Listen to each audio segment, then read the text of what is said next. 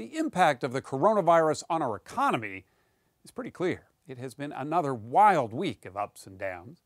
But despite record jobless figures, some businesses are actually hiring. They need workers, and badly. Here's Money correspondent Jill Schlesinger. The U.S. economy has come to a screeching halt, and business by business, person by person, the damage is piling up. Elmer Mexicanos has been a bartender in San Francisco for 10 years. I mean, you go from being busy to having nothing, really. And the new restaurant he planned to open, it's on hold. It's the one thing that kind of keeps me up at night, which is like, how do you provide for your family? Like Mexicanos, a lot of people across the country are losing sleep. We've just learned that weekly jobless claims totaled 3.28 million in the most recent week measured. Can you put that in historical context for us? Sure. So millions of jobless claims in just 1 week. That is about 5 times the amount that we received in any of the peak weeks around the financial crisis or any of the deeper downturns, say in the 1980s. It's an extraordinary number. And a sobering one at that. Yes. And Morgan Stanley's chief U.S. economist, Ellen Zentner, has more sobering news.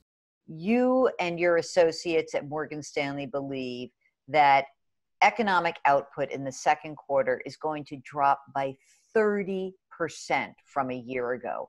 What is the backdrop for that, and how did you come to that number? Yes, so those are really grim numbers. But it's the reality that, this is unlike any other economic downturn that we've gone into. Companies are leading us to believe that anywhere from 75 to 90% of economic activity has been cut in important areas. You have a car dealership in New Jersey saying we used to sell 45 cars a day. Now we're selling 1 car a day. Facing an unprecedented crisis, the government is taking unprecedented measures. There's the enormous $2 trillion federal lifeline to businesses and families. And the Federal Reserve is feverishly rolling out plans to keep money flowing throughout the financial system. It might feel like a nightmare repeat of the recession that began in 2008, but this time is actually different. It's a very sharp drop into recession, but we don't expect this recession to be as long-lived as prior recessions because this is dictated by the evolution of the virus.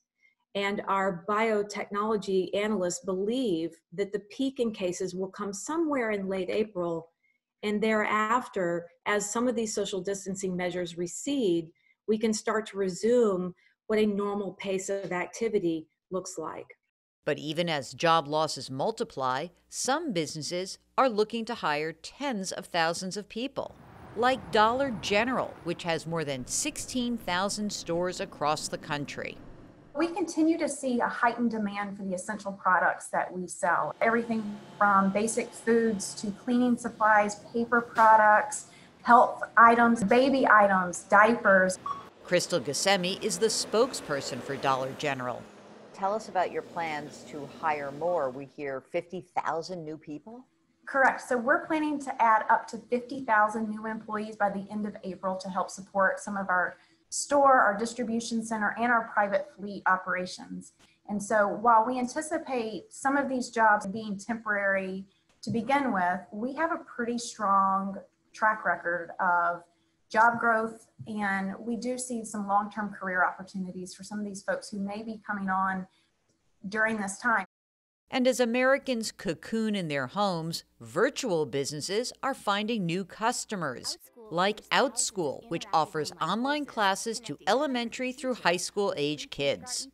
Since launching in 2017, we had 80,000 students attend more than 300,000 live class hours. So we were growing very nicely and already had a huge community. But just in the past week, since we saw the wave of mass school closures, we've had another 20,000 students join classes. Amir Natu is the CEO of OutSchool.